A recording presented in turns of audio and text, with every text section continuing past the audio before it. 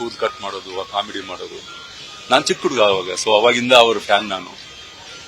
ಮುಂದೆ ನಾನು ಹೀರೋ ಆಗಿ, ಅದು ಅವ್ರ ಪಿಕ್ಚರ್ಲಿ ಹೀರೋ ಆಗ್ತೇನೆ ಅಂತ ಅನ್ಕೊಂಡಿರ್ಲಿಲ್ಲ. ಆಫ್ರಿಕಾದಲ್ಲಿ ಸೀರಾದಲ್ಲಿ ನನಗೆ ಅವರು ಹೀರೋ ಆಗಿ ಬುಕ್ ಮಾಡಿದ್ರು. ನನಗೆ ಯಾವ ಚಿಕ್ಕ ಕೊರತೆನೇ ಇಲ್ದಂಗೆ ನಾನು ಸ್ವಂತ ಮಗನ ನೋಡ್ಕೊಂಡ್ರು.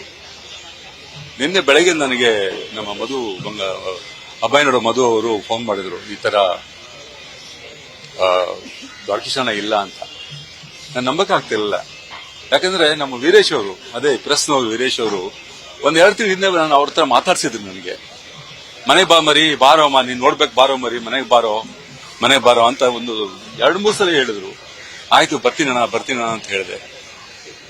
ನೋಡಿ, ನಾನು ಬರಕ್ ಮೊದಲು ಅವ್ರು ಹೊರಟೋಗ್ಬಿಟ್ರು. ಬೇಜಾರಾಗ್ತಾ ಇದೆ. ಇವತ್ತು ಅವ್ರನ್ನ ಕಳ್ಕೊಂಡಿದೀವಿ. ತುಂಬಾನೇ ಒಂಥರ ನಮಗೆ ಬೇಜಾರಾಗುತ್ತೆ. ಯಾಕಂದ್ರೆ ಇಂಥ ಒಬ್ಬ ಹಿರಿಯ ನಟ ನಮಗೆ ಇರಬೇಕಾಗಿತ್ತು. ಹಿರಿಯ ನಟ ಮಾತ್ರ ಅಲ್ಲ, ಒಳ್ಳೆ ನಿರ್ಮಾಪಕರು, ನಿರ್ದೇಶಕರು, ಕಲಾವಿದರು. ಅವರು ಮಾಡದೇ ಇರೋ ಒಂದು ಸಿನಿಮಾ ಇಲ್ಲ. ನಮ್ಮ ಎಲ್ಲ ಇಂಡಸ್ಟ್ರಿಗೆ, ನಮ್ಮ ಕನ್ನಡ ಇಂಡಸ್ಟ್ರಿನ ಬೇರೆ ಯಾವ ಇಂಡಸ್ಟ್ರಿ ಕಡಿಮೆ ಇಲ್ದಂಗೆ ನಮ್ಮನ್ನು ಬೆಳೆಸಿದ್ದಾರೆ.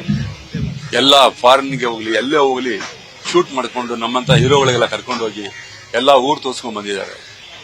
ಅಂತವರು ಇವತ್ತು ನಿಜವಾಗ್ಲೂ ದ್ವಾರಕೀಶಣ್ಣ ಅವರು ಇನ್ನೂ ಒಂದು ಸ್ವಲ್ಪ ದಿನ ಇರಬೇಕಾಗಿತ್ತು.